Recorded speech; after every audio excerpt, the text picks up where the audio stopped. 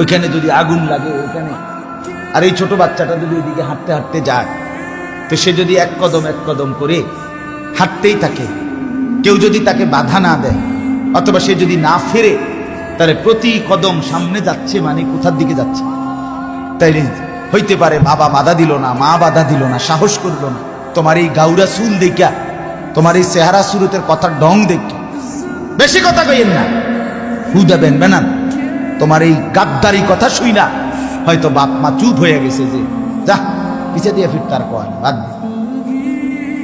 দে, বাদ দে, ছেড়ে দে, তার ফাইলে বিদেশ যাইব, আর না ফাইলে টাকা পয়সা দিলে দিব, না দিলে নাই, বাদ দে, তার পথে তারে ছেড়ে দে। আহা, তুমি তো শেষ, তুমি তো এরপরে এই নর্তকীর মোহে পড়ে, নাচ গানের মোহে পড়ে, উলঙ্গ ছবি আর অশ্লীল দৃশ্য অথবা গুনাহ, সুদ, ঘুষ, চুরি, ডাকাতি, জিনা, ব্যভিচার, মদ, জুয়া, এই নাফরমানির আসক্তিতে প্রতি কদম তুমি তো জাহান্নামের আগুনের দিকেই যাচ্ছ। শেষ পর্যন্ত তো ওইখানেই যাবে। আল্লাহ বলেন, উল্টো পথে যে চলে আমি তাকে ধীরে ধীরে নুয়াল্লিহি মা তাওয়াল্লা ওয়া নুসলিহি জাহান্নাম, উল্টো পথেই চালাই, একদিন সত্যি সত্যি জাহান্নামে ফেলে দেই। কোথায় ফেলে দেয়?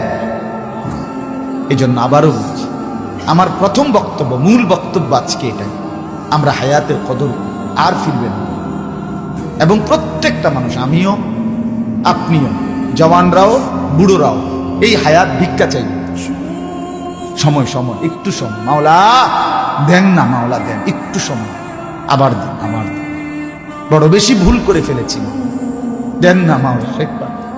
এভাবে আহাজারি করবে না, ফেরন কাকুতি মিনতি করবে, কিন্তু কোনো লাভ হবে, কোনো লাভ হবে, কোনো লাভ।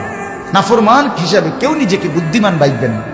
এ হুদা বাদুকা খাইলে আর একটু মাত বরি করলে এত কোনো আহামরি কিচ্ছু, আহামরি কিচ্ছু। আমি দেখছি রে বাপ,